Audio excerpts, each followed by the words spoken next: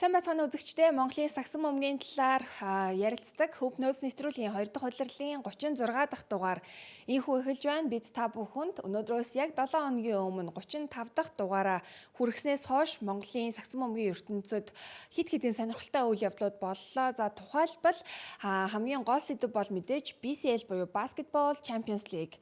Азийн сагсан бөмбөгийн аваргуудын лиг Улаанбаатар хотод дахин нэг удаа ирлээ. Ийхүү манай Монгол улсад гадны 6 баг хүрэлцэн ирж инхүү 5 хоногийн турш BCL үргэлжилж байгаа. За үүнээс гадна теннис мэрэгжилтэн Монир Бэн Слиманы удирдсан дэлхийн сагсан бөмбөгийн дасгалжуулагчдын холбооны дасгалжуулагчдад зориулсан сургалтын 2 дахь шат Улаанбаатар хотод 5 дугаар сарын 5-наас 9-ний хооронд амжилттай болж өнгөрлөө. За энэхүү сургалтанд яг жилийн өмнө 1-р шатанд амжилттай оролцсон нийт 13 дасгалжуулагч хамрагдан сертификат авсан байна. Энэ бол мэдээж Монголын сагсан бөмбөгийн дасгалжуулагчдын хувьд нэг шат ахсан ийм үйл явдал боллоо. За мөн төв талбай дээр 3-3-ын улирал эргэн ирсэн эмэгтэйчүүдийн Про лигийн 2 дахь зогсоол өнөөдөр эхэллээ. Маргааш тэмцээний ялагчид тодорхойлно. За үүнээс гадна Хончон челленжэд манай улсын багууд оролцсон гэсэн ийм олон сонирхолтой үйл явдлууд боллоо. Ингээд өнөөдрийн дугаарын хамтран хөтлөгчөөр сагсан бөмбөгийн тайлбарлагч Инхот ажиллаж байна.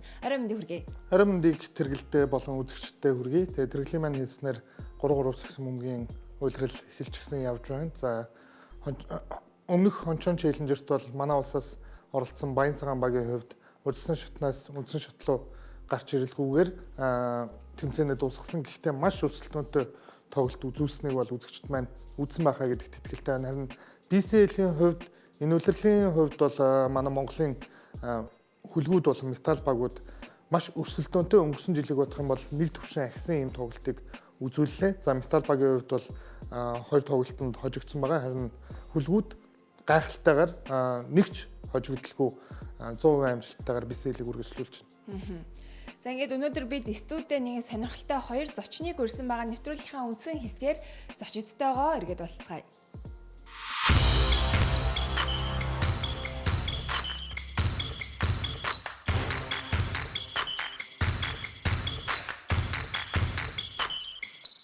Хөв нөөц нэвтрүүлгийн хамтран ажиллагчаар өөрийгөө хайрлын өдрийн өрчвчээ Бакусаас ураатай Bacus брэнд мөн хамтдаа төрүүлж алхах нь Unitel спортын салбарын хөгжлийг дэмжиж ажиллагч M-Bank Arena тус ажиллаж байна. Ингээд манай 36 дахь дугаарын зочноор Тайваны сагсан бөмбөгийн лигийн TSG Ghost Hawks багийн тоглогч Баясгалан, за мөн BCH Knights багийн тоглогч 2024 оноос 2025 оны улирлын драфтын номер 1 сонголт Чин Утагнаар хүрэлцэн ирээд байна. За та хоёртоо энэ өдрийн мэндийг хүргэе. Нэвтрүүлэгт урилга авч хүрэлцэн баярлалаа. За энэ өдрийн мэнд урьсан баярлалаа. За өнөөдөр маш мүлжүүртэй гэж ярьдаг. Маш сонирхолтой 2 зочин студид маань хүрэлцэн ирсэн байгаа. Эхлээд Баясагаасаа бас эхлэе гэж бодож байна. Улирал нь дуусаад Монголдо ирээд удаагүй байгаа. Одоо нэг 2-3 л хонж байгаа тий. Тэгээд улирлын талаар бас Тайваны улирал хэр үргэлжлэв гэдэг талаар ярилцъя. Энэ улирлын үед маш урт улирал байлаа. Яагаад тэгэхээр өнгөрсөн жилийн амжилт тааруу байсан. Тэгээ энэ жил манайх багаараа одоо өнгөрсөн жилийн 5 сарын сүүлээс эхэлж бэлтгэлтэй гарсан. Тэгээд ойролцоогоор нэг 11 сар гэх юм уу? 11 сар тэг бэлтгэлээ базааж шинэ нэг гадаад коуч ирсэнтэй холбогдуулан багийнхаа системийг суулгах гад тэгээ ер нь бол айгүй их бэлдсэн. Тэгээд яг улирлын үед яг өөрсдийнхөө яг хүсэж ирсэн хүлээлтэнд хүрч чадаагүй гэсэн ер нь бол багийн үед айгүй их тийм ахис зэвж гарсан улирал байна гэж харж байна. За мөн Чин Утгийн хувьд бас руки улиралдаа тоглолоо. Rookie of the Year тэ улирлын шинэ шилдэг залуу тоглогч болсон. Одоо дурсамжтай нэг эхний улирал өндөрлөө гэж бодож байна. Ер нь одоо дээдлигийн эхний улирал ямар хөө байв? Миний хувьд бол эхний улирлаас ер нь хангалтгүй байсан л гэж бодож байгаа юм. Уг нь бол бүгдийг авчаад. Драфтын эхний сонголт. Ер нь шилдэг шинэ залуу тоглогч. Нэг багийн амжилтаа хараад ер нь тэгэж бодсон. Тэгээд манайх ч сая плейнд хожигдоод доош унтсан. Тэгээд ер нь бол улирлын ихэнд чинь 4-т байж байгаа. Тэгэл дундуур 6 мургаад ер нь тэгээд 6-аад нэлээд удаж байгаа л тэгээд яг плей-оффын 2 дугаар тойрог мөр дуусчих. Тэрнээс хойш баг хожлаа гэдэг л. шууд доош явна л дэцээ болохоор. Тийм яг ингээд ер нь удирдлыг бүтэн базаад үзэх юм бол TLG-ийн хувьд яг нэг тийм легонор тоглогчд төр алдсан юм гэж ингэж хараад байгаа шүү. Тий. Нэг дөрвөн легонор солих хэрэгтэй гэдэм байлээ. Тэгсэн чинь манайх 2 легонороо удирдал эхлэхэд авчираад тэгээд тэр хоёроо удирдлын дундуур буцааж явуулаад тэгээд дараа нь дахин хоёрыг авчирсан чинь нэг легонор нь ирснийхаа дараа өөр баг магтай ярэ гэдэг. Тэгээд нэг нь буцаад нэг легонортой дуусгасан. Дотоод тоглогч нарын хувьд бол яг энэ багтаа бол ямар ч ярих юм байхгүй. Залуу ирч хүчтэй. Ерөөсөө тэр удирдлын эхний хагаст бол яг тэгж эхний дөрөвт бичигдэж ийн гэсэн төсөөл баг байсан баха.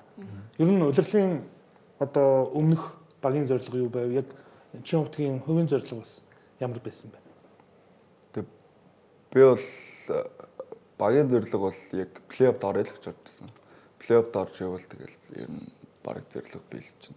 Тэгэд хувийн зорилго бол өөрийгөө нэг одоо эхний жил болохоор яг эхний жилдээ өөрийгөө сайн харуулъя даа л гэж бодсон. Яг тэр өөрийгөө харуулъя гэсэн зорилго нь чиний яг төсөөлж исэн бас хүрээгүй гэсэн үг. Гэтэ яхав одоо шинэ багтай бас гэрээ байгуулсныг харахад одоо өөрөө бас харуулж чадсан болов уу гэж бодоод байна. Тийм яг эхний эхний тойрог дуустал баг хангалттай минутгүй яг тоглоог болохоор жоохон тэгээ санагдсан баг л гэж бодчих. За Тайваны лигийн хувьд P-лигийн хувьд 4 багтай улирал эхэлсэн тийм ээ. Тэгээд нийт хоорондоо 8 удаа тойрч тоглож байгаа. Тэгээд плей-офф эхэлсэн. Тэгээд плей-оффын эхний шатны талаар бас эргээд дурсвал ер нь хэр өрсөлдөөнтэй болсон Braves гээд багтай плей-оффт таарсан тийм. Тий. Одоо Fubon Braves багийн хувьд гэх юм бол Тайванда одоо айгүй тийм урт түүхтэй том баг л та. Тэгээд улирлын үед Braves-ийг манайх 8 тоглохдоо бараг 6-2 гэсэн харьцуултаа манайх 6 хоцсон байсан. Тэгээд плей-офф эхлэхэд яг тэдний баг нөгөө нэг бас багийн онцлог л байна л да. Одоо жоохон улирлын ихэнд нэг хашаал богдлохгүй те. Тэгээд яг плей-офф төх тусам яг хүчээ нэмээд ингэдэг баг байсан. Тэгээд эхний 2 тоглолт тэдний home court төр байсан. Тэгээд жоохон яг манай багийн хувьд бас залуу баг. Тэгээд плей-оффын дуршлаг жоохон баг. Тэгээд эхний 2 тоглолт айгүй ойрхон хожигдсон. Тэгээд 3 тоглолт өөрсдөө home court төр ирээд яг нөгөө эхний цувралахаар төрүүлж 3 очсон дуустал л да. Тийм тэгээд сэтгэл зүйн хувьд жоохон мэдээж 2-0 жоохон даун болсон байсан. Тэгээд талбай дээр очиод нэг хожлоо аваад тэгээ ахаад дөрөв тоглолтын дээр хожигдоо 3-1 харьцаатай. Туссан байна. Дөрөв дэх тоглолтын бас хайлайтыг бэлдсэн байгаа найруулагч. Одоо ер нь одоо 2-1 болгоцсон 2-1-ийн сэтгэл зүй ер нь ямар хойд юм те. Мэдээж 2-1 байж байгаа 2-1 болгоцсон тэнгууд давуу тал бас танаад руу баг зэрэг иргэсэн байсан байна. Тий. Мэдээж яг тоглолт эхлэх юм бүгд 2-0 байхдаа л ярьж лээсэн л та. Бид нар яг нөгөө нэг түрүү 11 сар бэлтгэл хийсэн гэдсэн шүү дээ. Яг өөрсөндөө л ихтэй байсан. Тэгээд нэг л яг өөртөө ритмиг олчих юм бол яг энэ цувралыг явуулт аваа гарчин л гэсэн ихтэй байсан л да. Яг тэгэж 2-0 болоод давн болсон байсан ч гэсэн яг өөртөө талбай дээр ирээд яг багийн сэтгэл зүй тэр татаад өөр амьсгал бол үнэхээр өөр тэгээд тэгэж нэг амар сэтгэлээр унсан юм бол байгаагүй. Тэгэл ямар ч өөрсөндөө ихтэй байсан. Гэтэ тэгээ плей-офф гэдэг бол улирлаас өөр тэгээд одоо жижиг юм дээр л одоо иргэдэг. Тий. Яг ингээд 11 сарын хугацаанд одоо бэлтгэл хийж байгаа шүү дээ. Тухайн үед ер нь легонор тоглогчид импорт тоглогчдын хувьд яг ингэж багтаага бүтэн байдгүй эсвэл яг ингэж улирал эхлэхээс сарын өмнө ч юм уу ирж гин үү? Тий, ер нь бол ихэвчлэн сарын өмнө ирдэг. Гэхдээ энэ жил яг манай зорилго нөгөө нэг бас дөнгөж шинэ коуч ирсэн болохоор багтаагаал болох уусах маягаар легонрууд одоо 11 сард манайх лиг ихсэн. Легонрууд 8 сарын сүүлээр ирэхээр нэг 2 сарын өмнө ирсэн. Тэгээд ер нь бол 50-нд бас легонрууд их солидгол доо одоо багийн систем таарахгүй эсвэл бол жоохон багийн онцлог таарахгүй бол амархан солио явцдаг. Энэ жилийн үед гэх юм бол манай 4 легонод дөрүүлээ яг 8 сарын дээр сүүлд ирсэн 4 легонод дөрүүлээ солиогүй яг үндсэн дөрвөөрөө явсан байгаа. Тий. Яг одоо манай Монголын лиг 10 багтай, Тайваны одоо P-лиг 4 хүн багтай гэхээр үзэгчдэд бас их сонир санагдаж магадгүй тий. Айгу олон ингээд тойрч тоглолт юм байна. Гисэдэж одоо ингээд плей-офф нь нэлээд том ордон харагдаж байна тий. бас л дүүрэн үзэгчтэй байна. Ер нь Тий. Тайван ч одоогийн байдлаар 3 лигтэй байгаа тий дээд лиг нь. Тэгээ Тайваны ер нь лигийн сагсан бөмбөгийн онцлог нь юу байдгийг чиэс Монголынхаа лигийг хэр үзэж сонирхдаг тэр ялгааг нь хэлье. Тий, Монголын лигийг үзэлгүй яг цаг боломжтой. Ялангуяа сүүлийн плей-оффын тоглолтуудыг аяг үзэж байгаа. Тийм тэгээд онцлогийн хувьд гэх юм бол Тайваны багууд өөрсдийн гэсэн нөгөө нэг яг клубын системтэй тэгээд өөрсдийн гэсэн home courtтэй тэгээд удирдал нь гэх юм бол чинь эзэн зочин гэж байнга очиж тоглож явдаг. Тийм тэгээд амралтын өдөр ердөө бүх тоглолт явдаг. Ажлын өдөр тоглолт явдаг. Тэгээд бас нөгөө нэг үзэгчд байгаа шалтгаан бас тэр гэж харж байна л да. Амралтын өдөр тий хүмүүс энэ бол нэг тийм амьдралын хэмнэл болгох гэдэг шүү дээ. Ажлын 5 өдрөө яг тултал ажиллаа хийчихэд амрах хэвээр 2 өдрөө ингээд сагсан бөмбөгөө үзээд жаргамж гэдэг юм. Яг нэг тийм Германы жишээ нь хөлбөмбөгт яг л тийм зохицолтой байдаг байхгүй. Яг тэдэн цагаас тэр тоглолт болно. Тэр тоглолтыг л үзчих юм бол тэрний яг амралтын өдрөнд бүтэн болчдөг. Яг нөгөө үзэгчд хөгжөөнд юмшчихэд өөрийнхөө амьдралын хэмнэлд тэр сонирхдаг зүйлээ тааруулах гэдэг ч юм уу тий. Чи тэгээд бас Тайваны оюутны лиг тоглож байсан шүү дээ тий. Тэр талаараас зарим үзэгчид маань мэдгүй байж магадгүй. Тэр талаараас эргээд дурсъя. Хаан тоглож ийсэн тий. Ямар амжилт үзүүлж хэр удаан тоглов? Би Тайванд яг 3 жил болсон. Тэгээд манайх ч CTBC гэдэг сургууль яг Баясаах Саруулах сурах 3-ын анх хүчний сургуулиас өөр сургуулахгүй. Тэгээд яг намайг очдог жил Саруулах сурах 2-ын сүүлийн жил байсан. Тэгээд тэр манай сургуульд ороод тэр хоёр сүүлийн жилдээ төрүүлээд тэгээд дараа жилд нь D1-д тоглосон байхгүй. Тэгээд тэн тоглож байхдаа нөгөө D1-ийнх нь 3-3-д багийнхаа 3 гадаад тоглогчтой ороод төрүүлсэн. Тийм л. Бас амжилттай оролцсон байна тий.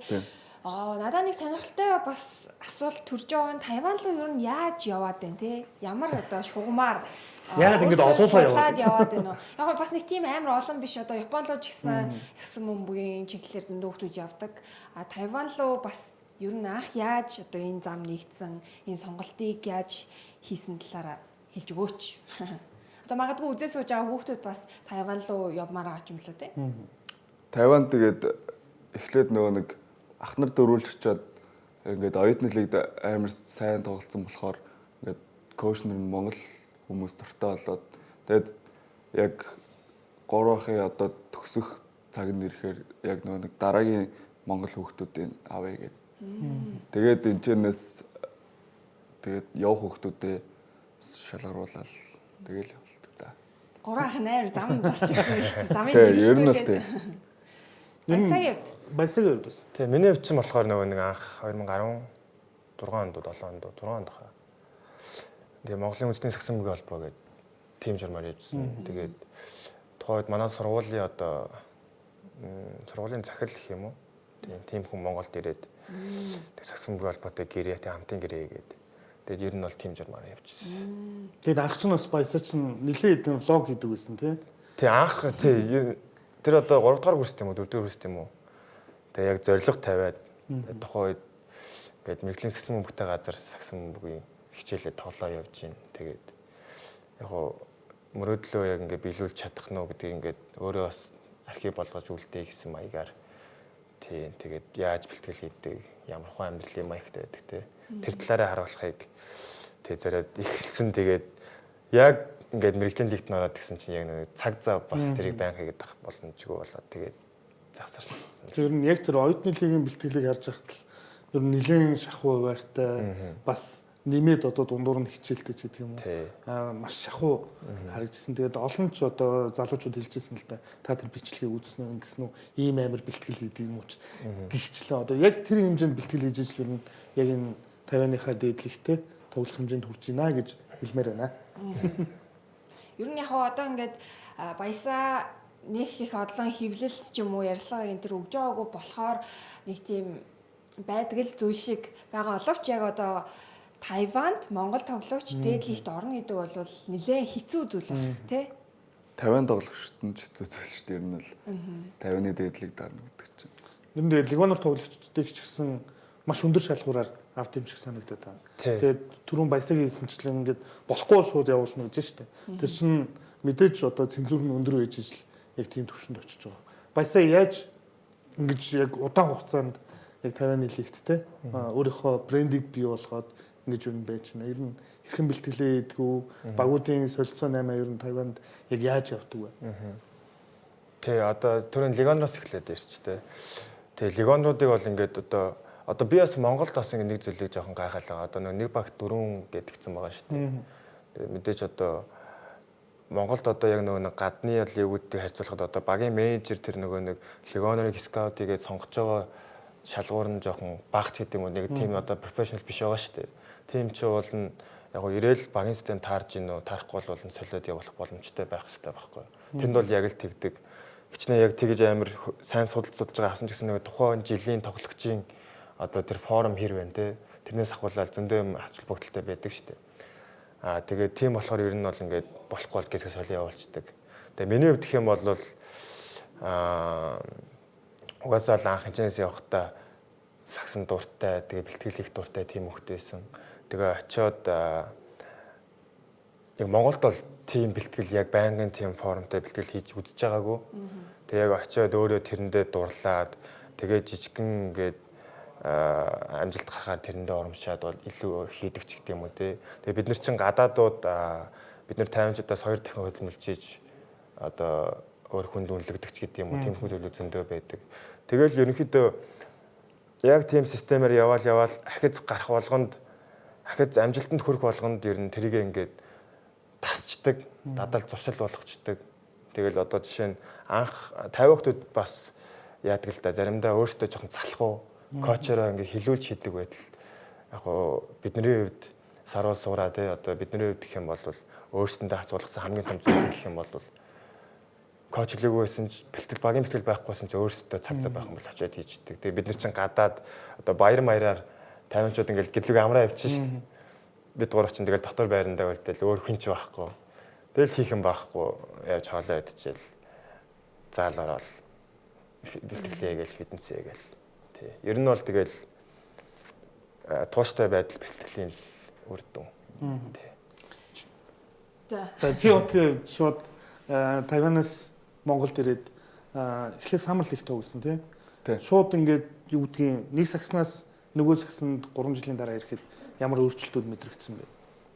Тийм би ч яг драфтинг комбайн болж би яг болоход ирсэн баг. Тэгэл яг Тайваны яг оюутны лигийн D1-ы багуудыг үзсэн тоглоод тэгээ буцаад ирсэн болохоор ер нь л аим тэр үед аим бэлтгэлтэй ирсэн. Тэгээд яг Монголд ирээд харангуут одоо яг манай үеийнхэн ер нь л арай хамаагүй илүү санагдсан Тайваны.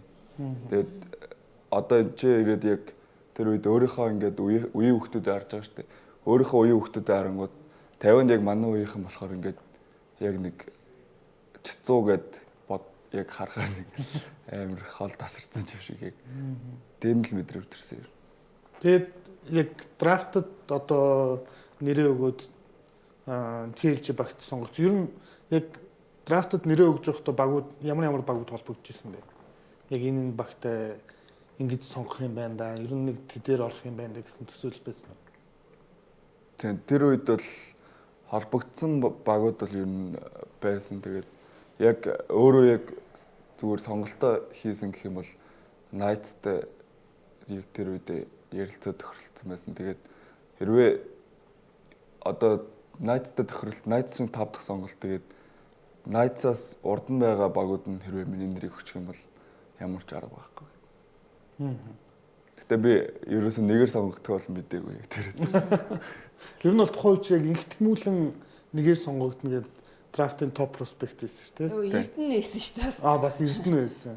Тэгээ ер нь бол одоо чи ингээд Тайванаас ирээд драфтад нэрээ өгөөд орох багаа ер нь бол ингээд тооцоолсон байсан байж тээ. Тэнгууд бүх зүйл тооцооллоос өөр болоод TLG нэгдүгээр сонголтоор ингээд орсон юм байна. Тэгээд тэр үед бас яг ямар мэдрэмж төрөөд юу болж исэн бэ? Тэгээ одоо за ингээд одоо сонгогдсон юм чи.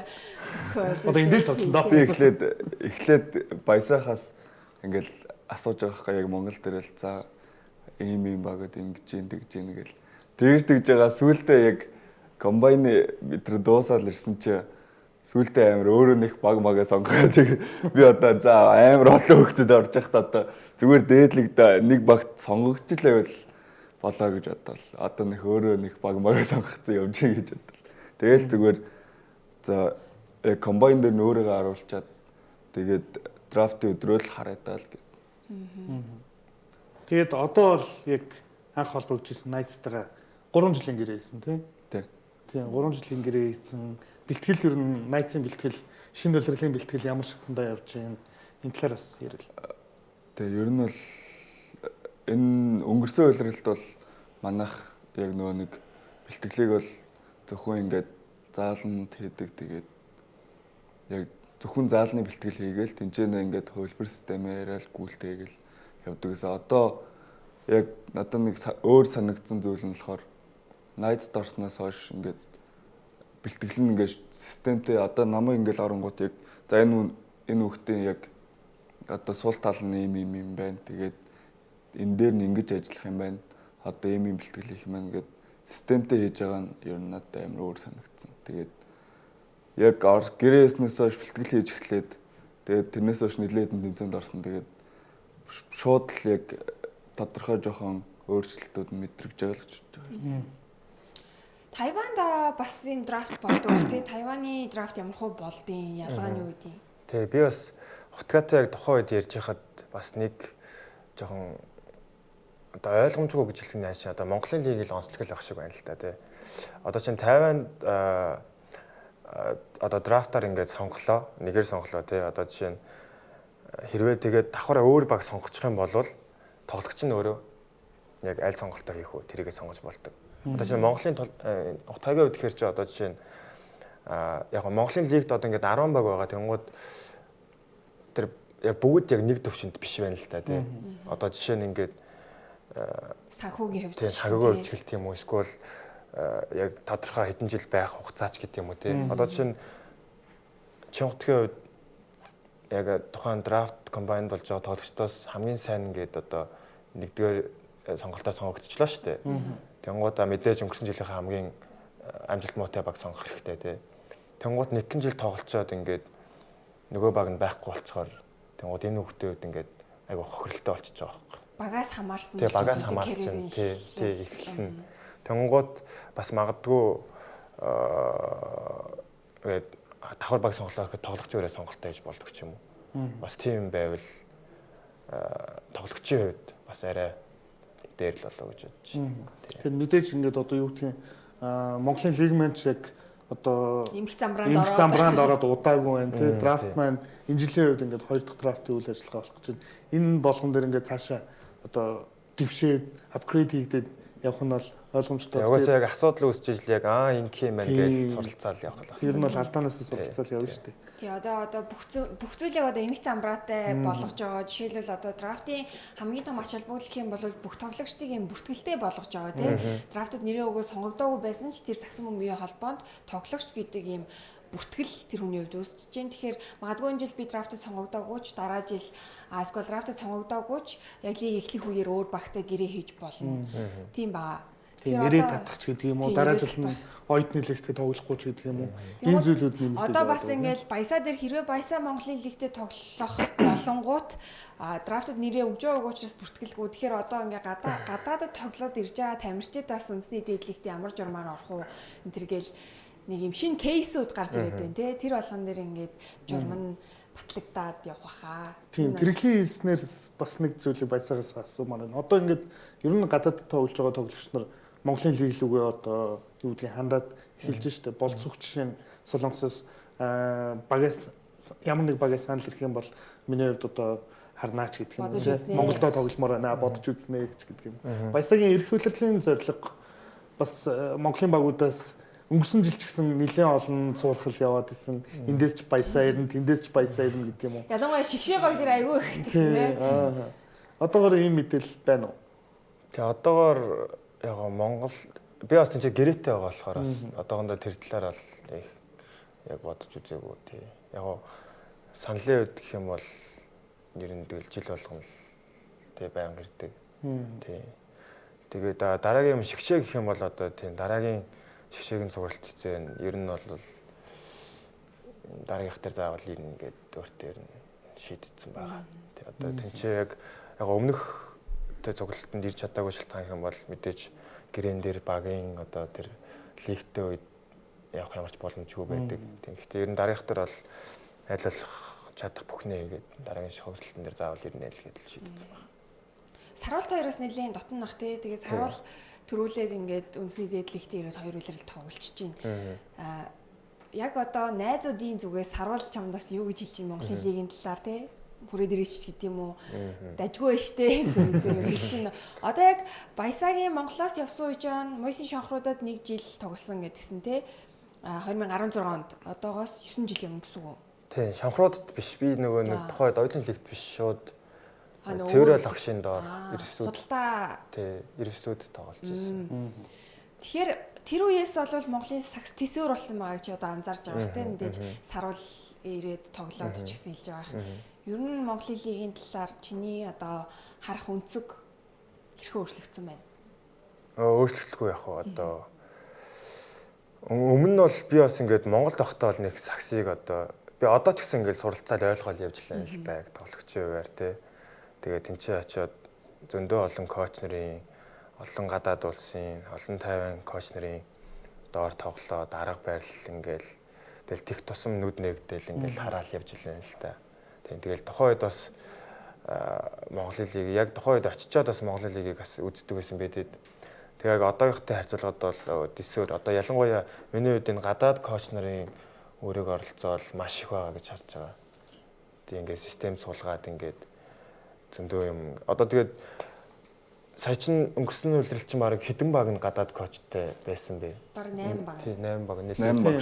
Тулаг дасгалжуулагч, анар дасгалжуулагч хоёроос бусд нь гадаад тий. Тий. Тэгэхээр бол тэдний үүрэг оролцоос айгүй их нөлөөлсөн гэж бодож байна. Тэгээд ямар ч сан шал өөр болсон. Тэгээд одоо доороос гарч иж байгаа дүүнэрийн ур чадвар тий.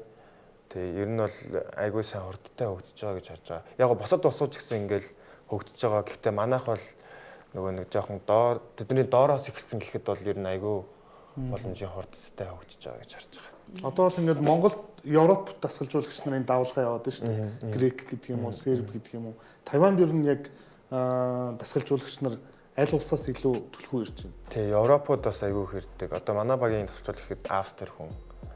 Бас шигшээ дээр айгүй олон жил ажиллаж исэн тийм хүн байгаа. Тэгэл одоо өөр дасгалжуулагчтай ажиллах тусам болгонд ингээл шинэ юм мэдж аваалаа. Ингээл бүр ойлгоол өөр өнцгөөс хараад тий Азийн сакс, Европын сакс гэл.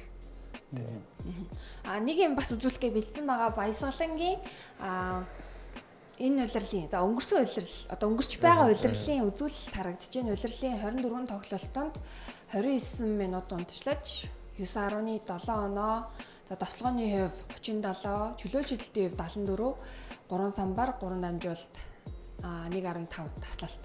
Ийм үзүүлэлттэй улирлын тоглолтод оролцжээ. Нийт 24 тоглолт. Тийм, улирлын 24 тоглолт. За тэгээ бас плей-оффын 4 тоглолтын дундчийг үргэлжлүүлээд харъя. За плей-оффын дундаж 4 тоглолтод 30 минут тэгээ оноо 15, товтлогооны хувь 41, чөлөөт шидэлтийн хувь 73, 3 самбар, 3 дамжуулалт, 2 таслалт гэдэг. Нилээн бас одоо дээшилсэн үзүүлэлт харагдаж байна. Тий. Өөрөө үзүүлэлтийг ер нь мэдчихсэн үү? Мэддэг үү? Тий, ер нь мэднэ. Банк харна тий. Миний хувьд яг одоо ингээд prime time эхэлж байна. Тэгээд 3 жилдээ яг мэргэжил лигтэн тоглож байна. Тэгээд ер нь зуны бэлтгэлийн хувьд гэх юм бол өөртөө айгу бас өндөр тийм хүлээлт шалгуур тавьж ер нь бэлтгэлээ хийсэн л дээ. Тэгээд эхний одоо 50% улирал ингээд 2 хэсэгтэй явдаг. Эхний хэсэгтэр болохоор яг л миний одоо нэг бэлдсэн одоо өөрийн жоохон хүсэж ийсэн л жоохон төхөн байсан.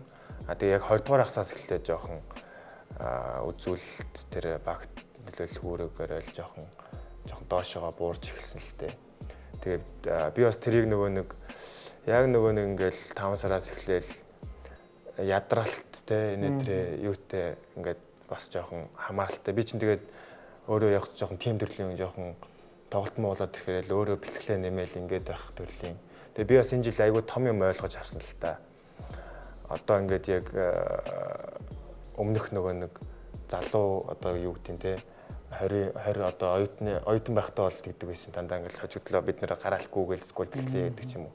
Тэнгууд одоо яг нөгөө нэг бас хитрхи овер тренинг бол бас яг улирлын дунд бол яг хэрэгтэй зүйл биш юм байна те. Яг зөв зүйл дээр фокуслаад яг тэгж их хэтрүүлэх биш. Тэгээ тийм зүйлийг айгүйх яг ойлгож авсан. Тэгээд плей-офф эхлэхийн сарын хугацаанд би одоо атлетик тренер, коуч те одоо багийн терапист нэртэй яг ярилцаа. Би одоо ингээд яг плей-офф дээр яг өнгөрсөн жил 100 бэлтгэл хийсэн хамгийн яг тэр бэс төвшөндөө тоглолмоор байна гэдэг. Тэгээ бас тэр айгүй холбоотой тэгээ плей-оффын үзүүлэлт тэрнтэй холбоотой гэж бодож байна. Тийм ер нь ингээд одоо NBA-ийн тамирч ч гэсэн яг хувийн одоо дасгалжуулагчтай байгаад идэх гол шалтгаан дээр шүү дээ. Бүтэн жилийг зураглаад хизэн бэлтгэл хийхийн, хизэн recovery авахын ч гэдэг юм. Яг ийм зураглал гаргаад байгаа. Чи утга ямар зураглал гаргацсан? Шинэ алралтаа.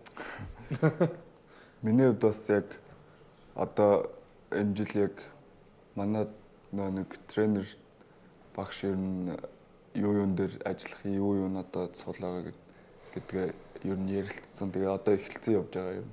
Тэгээд дараа улиралд ямар ч гэсэн би энэ улирлаасаа бүр ингээд шал өөрчлөгдөд орё л гэж бодож байгаа юм. Нууц шил одоо Besiege Knights-тэй минутын гэрээ ч юм уу хийсэн үү те? Дорож тэдэн минут би одоо талбай дээр өнгөрөөнө гэдэг ч юм уу. Минутын гэрээ бол хийгээгүй. Гэхдээ ер нь л ярилцсан зүйлүүд бас байгаа. Тэгээд Одоо ингээд чи утгын хувьд бас 3-3-ын маш мэдрэмжтэй тоглогч. Шидэлттэй, оролттой, атлетик чанар өндөр ийм тоглогч. Тэгээд зуны хугацаанд ер нь яг 3-3-ын багт тоглох ер нь төлөвлөгөө байгаа юу? Зуны хугацаанд ер нь юу гэж? Тэгээ ер нь одоо сая 3-3-ын улирал эхэлсэн. Тэгээд манайх ч Besiege Knights 2-3-3-ын баг одоо Pro League-д оролцож байгаа. Тэгээд Pro League-ийн 3 дахь стоп одоо 8 сард явна. Тэгээд тэрнээс өмнө бас хэд хэдэн тэмцээнүүд байгаа 3-3-ын.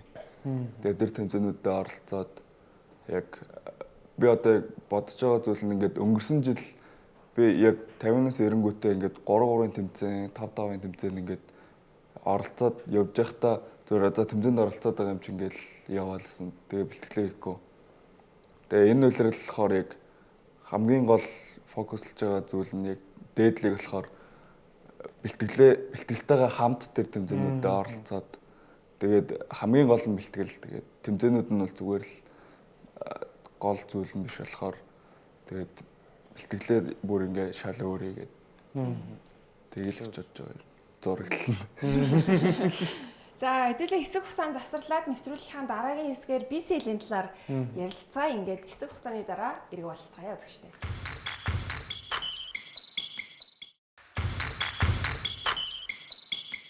Хөвнөөс нэвтрүүлэг үргэлжилж байна. Манай нэвтрүүлгийн хамтран ажиллагчаар хамтдаа төрүүлж халахын ураатай Unitel Group мөн өөрийгөө хайрлын өдрөж жүжээ Bacchus-аас ураатай Bacchus брэнд онлайн спортын салбарын хөгжлийг дэмжиж ажиллагч M-Bank Arena тус ажиллаж байна.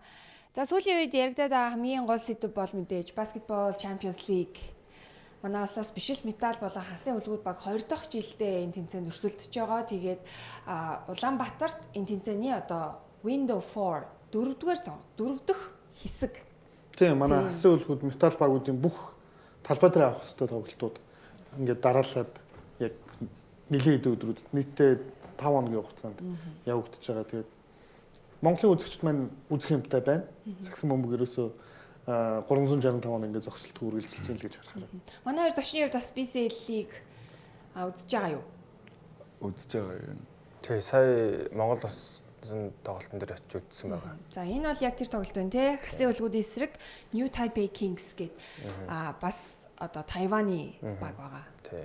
Өнгөрсөн жилийн авраг баг байгаа. За энэ тоглолтын талаар ярилцъя. Их сонирхолтой тоглолт болсон. Яг өмнөх тоглолтын дээр бол хасын үлгүүд талбайд нь очиод хожигдсан байсан. За энэ тоглолтын эхэнд бол тоглолтын эхний хагас ер нь нэлээд тэнцүүхэн өрнсөн. Тоглолт хаашаач эргэж мэдхээр тийм ихний хагас болж өнгөрсөн. Энэ тоглолтыг үзээд бас юу бодогдож ив таард. Тий. Яг би бас одоо ингээд Монголын багууд бас ингээд ямар төвшөнд агсан гэдгийг өнгөрсөн жил бас BCL болсон шүү дээ тий. Тэгэхэд одоо ингээд тоглосон. Яг л хасуулгууд металл 2 баг тоглосон тий. Өнгөрсөн жил BCL-д. Тэгээ энэ жилийн бас адилхан нөгөө 2 баг тоглож чинь тэгээд яг өнгөрсөн жилийнхтэй харьцуулаад харахад амар том давуу тал, амар том ялгаа, амар том ахиц төвшил гарсан байна гэж харж байгаа. Тэгээд энэ бол яг одоо жишээ нь энэ баг одоо энэ жилийн хугацаанд яаж хөдөлмөрлсөн тий. Тэгээд одоо өнгөрсөн жил анх удаага ингээд BCL тоглоод ингэсэн бол одоо энэ жил Ализины ингээд өмнө тоглоод үдцсэн байна гэдэг чинь ер нь тэр шал өөр л харагдчихлээ л дээ. Тэгээд New Taipei Kings багийн хувьд гэх юм бол бас айгүй сайн баг өнгөрсөн жил 50 нэлэгт авраг авсан баг. Хэдийгээр тухайн багийн гол хэдэн тоглогчид нь яг нөгөө нэг плей-офф нь одоо эхэлж байгаа болохоор амраагаад яг ирүүлээгүй юм шиг үлээ. Гэхдээ нөгөө нэг багийн бүтэцтэй нөгөө нэг систем байгаа сайн багтай ер нь бол баг 20 хэдэн нугаар очсон байсан уу? Хожижлоо. Тийм. Энэ лигонрын хувьд бас энэ лигонрын хувьд тийм амартай. Ифибера. Энэ лигонрын хилтэй хувьд амар юм л тий. Тий. Хэдэн жилийн өмнө CB-д 3 жил дараалж онооны лидер авсан тоглогч. Энэ лигонрын хувьд тэгээд 50 лигт 2 жил тоглосон. Ер нь бол хувийн чадвар маш сайтай тийм тоглогч байгаа. Энэ бас 11 намжтай төвийн тоглогч байсан тий. Нилээн юм масс ихтэй. Тэгээд Big baby. тий. Амар хөнгөн тоглогч үлээ. Талбай хажуугаас үзэхэд ийм одоо манайхаар бидний хэлдгээр бол бандгаар. Гэхдээ маш урттай. Тий. Эсрэлт аягүй сайтай юм лээ. Одоо тий би энэтэй бас бэлтгэл хийж ирсэн. Тэгээд баг шилд мэлбэн наарсан чинь миний гоё шиг. Тийм байлээ. Шиний хүч амар сайн лээ. Юун дээр чинь талбай дээр хүлгүүдийн эсрэг хийсэн эхний тоглолтод чинь биндрээгийн дээрээс үлөө явах гэж үздэг байхгүй. Тэгээд унаад бэртчихдэг. Ер нь яг тэр үйлдэлийг нь хараад за ер нь хүн бол хийдэг юм аа л хийн штэ. Тэгээд хийж чадахгүй юм аа тэгж явна гэж байхгүй. Тэгэхээр атлетик чанар бол нэлээд өндөр юм тоглогч байлаа. Тэгээд одоо яг энэ тоглолтын тухайд энэ удаагийн BCL-ийг харахад өнгөрсөн жилийн Android ямар баг байлаа. Энэ жилийн одоо хүлгүүд ямар баг болсон байна те. Ер нь ингээд хоёр баг маань нэг төвшин аль хэдийн агчсан гэж л ингэж харагдаад байна. New Taipei Kings. Тийм. Юу Android ирээд. Android-ийн тоглолтыг ярьж байгаа байхгүй. Android-ийг хийсэн жил яг манайд иржсэн Android гэдэг юм уу, NS Matrix гэдэг багуудыг бид нар анх тоглолтыг харчаад мундаг багууд байна те. Сайн чанартай багууд байна гэсэн. Одоо харин хүлгүүд маань тэрнээс хавь илүү баг. Яг үнэ тий. Болчихсон байгааг харахад бол надад бол сайхан байна. Энэ бол амар том жилийн хугацаанд ийм ахиц гарч ин гэдэг бол амар том зүйл л дээ ер нь бол тий. New Taipei Kings-ийн бүрэлдэхүүн Jeremy Lin багтдаг тий. Тэгтээ Монголд бол ирээгүй. Баясагийн хувьд бас Jeremy Lin-тэй хоёрын бэлтгэл хамт хийжсэн шүү дээ нэг удаа. Тий. Тэр бас ямар шугамар. Ямар шугамар тийм бэлтгэл хийсэн гэдэг. Тэр яах вэ? Зүгээр багаараа очиж төгсөж тоглолт хийсэн. Тийм Jeremy Lin-ийн багтай талбай дээр нь.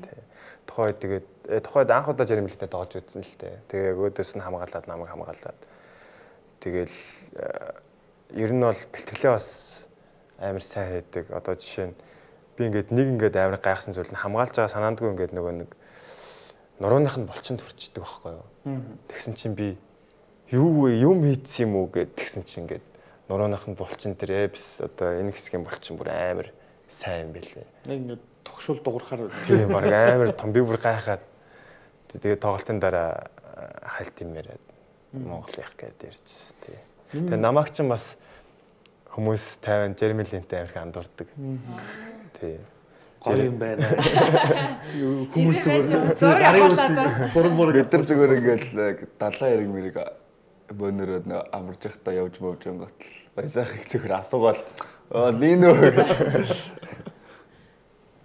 Тэрэлээ сайн андэрхэж.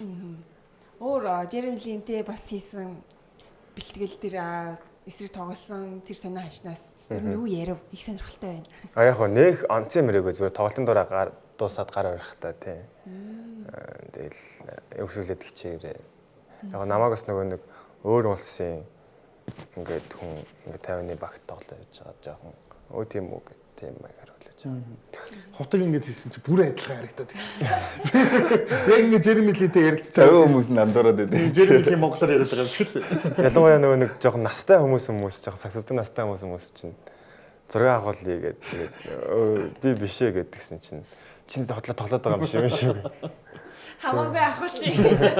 Тэргүй нэт юмнууд бас болдог. За BCL-ийн тоглолтууд Бишилт Металл Тайван Pilots багтай 2 дахь тоглолт байсан талбайдаа.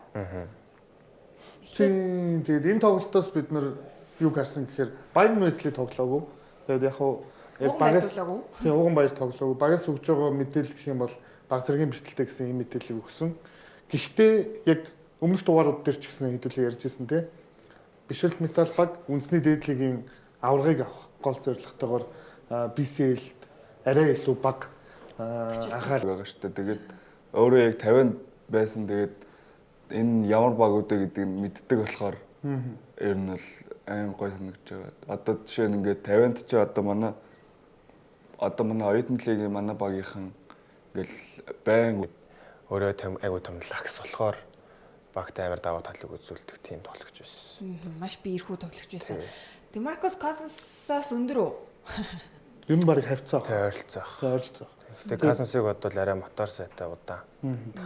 Шууд амжилттай үеэр харахад ер нь төвийн тоглогч нар нэг тэгж том лагс харагддаггүй шүү дээ. Яг ингээл Тайванд усан тоглолтыг харахад л ерөөсөө ойлгомжтой байсан. За энэ нь бол үнэхээр өндөр том биетэй хинч ойртохооргүй ийм аимшигтай төв байна гэж харсан.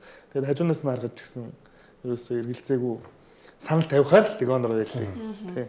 Тэгээд зөвшөөрлөл төрүүлээс эрхжил дээдлийг тарах хамгийн өндөр магадaltaй Лигонор гэж бодоод байна. Тий, одоо ингээд юу гэдгийг BCL-ийн үеэр Монголд тоглох хугацаанд тий Монгол улсын одоо юу гэдгийг нийгмийн одоо энэ орчинч гэх юм уу, цаг уурч гэх юм уу энэ бүхнийг хараад бас нэгийг бодож л байгаа байх.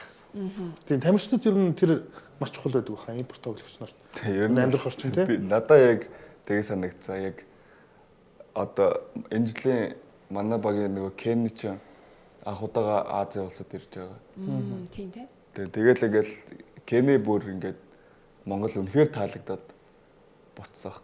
Тэгээд ингээ харангуут нөгөөдөөлтөн ч гэсэн ингээ адилхан ингээ Монголд ирэнгүүт Монгол ингээ шал өөр ингээ арай одоо өөр улсад ингээ жоохон нэг дэг журам Монгол яг тэр талаараа нэг арай жоохон эрхчлөөтэй.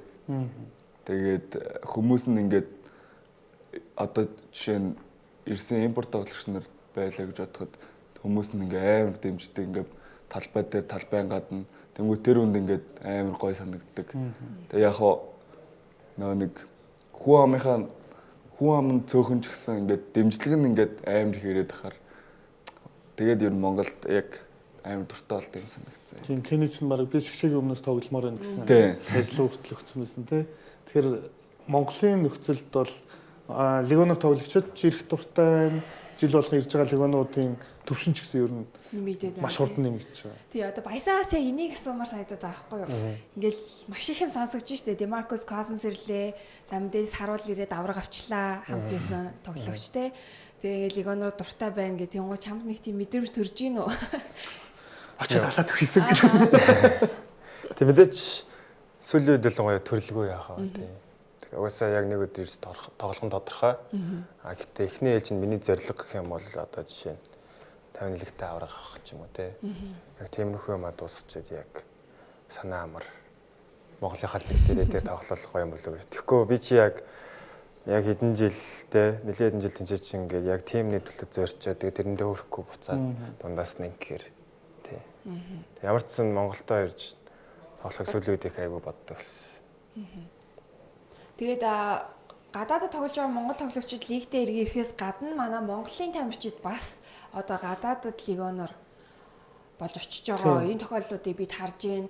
Чингисийн Тэмүүлэн, за Оюутны лигт Отис шилүүснүүдээс тоглодог Чимболтч гэдэг юм уу те. Вьетнамын лигт одоо манай 2 тоглогчийн хүү Лигонор мөнхтөр гэдэг 3 тоглогч Лигонороор тоглосон байна. Тэр талаас мэдээлэл байна. Би бас харахаас судалж амжсангүй лигийн хизээ эхэлдэг манай сая бол яг медиа дээр нь болсон байсан тий. Мөнхтөр Тэмүүлэн 2 зураг авалтанд орж байгаа рилүүд нь явж ирсэн. Ер нь багтагаа аль хэдийн уусцсан нэлээд дундаа орцсон байлээ. Тий. Уурай бясалгалыг харах. Бараг 2-7 өдрийн өмнө явсан байна. Тийм BCL эхлэхээс өмнө явсан. Тий. Тэр хэд манаас одоо амжилттай тоглол нөгөө нэг ахнаар зам зассан гэдэг шиг одоо Монголын лигийн оф сизны үеэр тоглогчид бас өөр улс руу явах тийм зам бас нэгдэж байгаа бах тий. Тэгээ одоо бол ер нь яг импорт тоглогчдын үед ингэдэж шүү дээ нэг жишээ нь одоо Stone ч гэдэг юм уу тий яг ийм 365 хоногийг нэг 2-3 циклд оруулсан байдаг. Одоо энэ циклд нь энэ улсад очиж тоглоод дараагийн циклд нь энд очиж тоглоно ч гэдэг юм уу. Одоо нэг тийм хаслыг гэдэг шүү дээ. Яг тэрэн шиг манай Монголын тоглогчид гол зорилго болох дээд лигтээ ингэж амжилттай тоглолцоод улирлан дууссан гот 10 сар хүртэл явдаг ч юм уу. Ингэвэл бас гоё юм байна. За эх 7 хоногийн тоглолтууд Premier Sports Network-ийн шууд дамжуулах тоглолтуудыг хамтдаа харцгаая. Энэ BCL хөвснөгтийн байдлыг бас нэг харчий те. За бишрэлт медаль бол ерөнхийдөө одоо хэсгээс гарах боломжгүй болсон. Тийм. Тэгээд Пилита Жая, Тайван Pilots гэсэн хоёр багт бол гарах магадлал хамгийн өндөр байгаа. Тайван Pilots бол ер нь хэсгээс гарах нь нэгэнт ойлгомжтой болцсон. Final Four-т орсон гэсэн үг. Харин Пилита Жая, NS Matrix Deers багуудын тухайд гэх юм бол энд хийх дахиад за хоёр тоглолт байгаа. Үгүй нэг тоглолт байгаа. Энэ одоо өчигдрийн байдлаар хөвснөгтийн байдал гэсэн үг шүү. Өнөөдрийн тоглолтуудыг бол оруулаагүй. Тийм нөгөө талаас бол манай хүлгүүдийн хувьд бол ер нь бол баг Final Four руу гарахад асуудалгүй болчихсон гэж хэлчихэд бол буруудахгүй баг. Энэ хэсгээс Hightech, Adroit гэсэн баг бол аль хэдийн гарах боломжоо ер нь алдсан гэж хэлчихэд буруудахгүй. Яг бөмбөгний зөрүүгээр тооцож үзэх юм бол. Тийм. Тэгэхээр одоо финалд шалгараад Final Four шалгараад бүр финалд шалгарчих юм бол одоо Монголын сагсан бөмбөг те клубын төвшөнд гэлтгүү ер нь бол Монгол улсын сагсан бөмбөг дахин нэг одоо шат ахиж байгаа гэж ойлгож байна те. Тийм, төвшин ахиж юм л гэсэн. Одоо яг энэ шатны Final Four буюу шилдэг 4 багийн тоглолт Монголд бас зохион байгуулагдахаар яригдчихэж байгаа юм байлаа. 5 сарын бас сүүлээр гэж сураг сонсогдсон. Хэрвээ финалд чих юм бол дараа нь юу хийж байгаа вэ? Тийш. Одоо ч энэ чинь BCL Asia East гэж явж байгаа тийм. BCL Asia гэдэг бусад бүсийн тоглолтууд бас явж байгаа. Тэгээд дивизион ахиж тоглоно л гэсэн юм хэлсэн. Ер нь хэр боломжтой гэж бодож байна та хоёрын хүлгүүдийн нөхцөл байдлыг одоо хараад тоглолтыг харахад боломжтой л гэж харж байна. Одоо энэ байгаа тоглож байгаа тоглолтуудыг харахад бол амжилт гэсэн одоо 100% шүү дээ. Тийм. Тэгээд хэрвээ дээшээ гарч ирэх юм бол Солонгосын лигийн аваргууд хүлээж байгаа. Японы J2 лиг ч гэдэг юм уу. Ийм том багууд хүлээж байгаа учраас яг илүү одоо дараагийн зорилгоо тавих боломжтой болно гэх юм уу та. Энэ төвшнөөс энэ төвшөнд өрсөлдөөн өөр төвшөнд өрсөлдөөн ямар байдгийг мэдрэх боломж. Ялангуяа үлгүүдийн тоглогчид маш залуу байна тийм. Тэр төвшөнд ер нь өрсөлдөөн ямар байдгийг мэдрэх ийм боломж гарч ирнэ. Заргууллаа эх 7 хоногт PSN-ийн шууд амжуулах тоглолтуудын хуваарийг та бүхэнд харуулъя. Маргааш хасын хөлгүүд Hightech баскетболтой одоо хэсгийн сүүлийн тоглолтоо хийн. Ингээд BCL-ийн одоо 4 дахь цонх хаагдана. За харин үргэлжлүүлээд Бямгаргаас эхлэн үндэсний дээд лигийн финалийн цуврал үргэлжлэн финалийн цувралын 4 дахь тоглолт 15 цаг 15 минутаас болно. За 5 дахь тоглолт харин даваа гарагт үргэлжлэн. За хэрвээ 6 дахь тоглолт гарвал лав гараг гэх мэт одоо нэг өнжөөд явах ийм хуваар үттэй байна. Та хоёрын хувьд одоо бас финалийн цувралын одоо хүлээлт төсөөллөө бидэнд хэлж өгөөч. Сая бид хоёр бол ярьлаа шүү дээ нэг хөлгүүд бол тийм байх. Бид хоёр зөндөө ярьсан ер нь. 3 дугаарын турш ярьлаа. Ер нь яах бол ямар хургуулах вэ? 7 тоглолт гаргасаа л гэж бодож байгаа. 7 тоглолт ер нь яг гоё. Тэгээ металч гэсэн ер нь 7 тоглолт гарах гэдэг шүү дээ. Яг энэ тамирчтай нөөж жохоо төлөвлөж байгааг харах юм бол баясаа юу гэж бодож байна? Тэг миний хувьд яг одоо жишээ нь металлийн хувьд нэг импорт тоглогчтой тэгээд одоо багийн чухал тоглогчийн хойсглон бэртцсэн байх шиг байсан. Тэгэхээр яг сэтгэл зүйн хувьд ч гэдэг юм уу эсвэл бол угаасаа багийн дээр нөгөө нэг улирал тоглосон систем энтрийн хувьд ч жоохон нөгөөдгөөс жоохон доогор л байгаад байна л да. Тэгэхээр би бол 7 тоглолт арай гарахгүй бол гэж бодож байна. Ер нь бол хөлгүүд аврага. Тий. Тэгээ илүү бод тал руу хандсан. Нөхцөл байдлыг бас эргэн сануулвал шигшээ цувралын сүүлийн 2 тоглолт бишээ. Хин 3 тоглолтод гурван мөнхчүүдээр ороогүй тий. Тий. Нөгөө өмнөх цуврал дээр хамраа хугалцсан учраас ороогүй тий. Мөнхчүүдээр бас сая BCL дээр тоглож байгаа формонд өргөд ороод ирсэн байгаа. За энх баясгалангийн бэртэл бас эдгээд ороод ирэх болов уу гэж бодож байна Уганбаяр. Тэгэхээр бид нэг арай өөр металлыг харна гэсэн итгэл найдвар байгаад байна. Энд би хэлээд байгаа маа. Яг тэр Бат хоёрт тоглолтод ороод ирлээ. Их цогтын дэлгүүр прೂвд орж. За тэгээд доор зэдэвсрэмж гэдэг юм уу. Эдгээр тоглогчид ороод ирэх юм бол цуврал арай өөр болчих واخа. Металл бол хүлгүүттэй болвол бүхэл юмаа одоо ингэж гаргаж үзэн штэ. Одоо BCL дээр бол яг угаасаа нэгхэн лигонортой угаасаа эсгээс гарах боломж маш бага гэдэг мэдчихэж байгаа учраас баг үндэсний дээдлигийн бэлтгэлийн хангах маягаар BCL-д оролцоод ах шиг байгаа юм. Тийм одоо 2 финалтсан 3 дахь ингээд финалтад авраг авч чадахгүй бол бас маш харамсалтай Баяр юм. нэлээд Одоо яг бүтэн улирлын хөдөлмөр байгаа шүү дээ. Зөвхөн үүний төлөө хөдөлмөрлж хичээж байгаа юм. Тэгээд нэг юм нэрээ гинт санчлаа нэрээ. Саяны өмнөх нөгөө нэг семифайнал дээр чинь 3-0-аас сэргэж ирээд. Тий. Тэгээд би бас тэрийг ингээд тухайд ингээ багийнхан коуч мош нарт ингээд яг нөгөө бэлтгэл дараа шууд яг ингээд тоглолт тэгээд цаг нь таардаг. Тэгээд өчигд коуч мач өрөөд яс юу Монголын лиг явд юм аа тийм. 3-0-аас сэргэж ирчлээ. Хожичлоо дэлхийд орохуудаа байдаг гэж тэгээд тийм тэгээд гинт нэр бас энийг сансан чинь бас боломжгүй зүйл бол Эвгүй шүү дээр 3-0-аас эргэж ирж байгаа баг юу ч хийж магадгүй шүү. нэрээ тийм байсан юм гэж бодож байна. За ингээд ер нь нэвтрүүлгийн маань цаг энэ хүрээд өндөрлөж байна. Манай нэвтрүүлэгч зорж ирээд маш сонирхолтой яриаг өрнүүлсэн цаг зав зарцуулсан та гуравтаа баярлалаа. Тэгээд бас үзэгчдэдээ хүлээн авч үзсэнд баярлалаа. 7 хоногийн дараа одоо бид үндэсний дээдлигийн финалийн талаар нэвтрүүлгээр ярилцаа сууж явах гэж бодож байна. Тэгээд хоёр зочиндоо дахин тусгаалan талархал илэрхийлье. Баярлалаа. Баярлалаа. За ингээд 7 хоногийн дараа ирэх бол сая баяртай үзэгчтэй.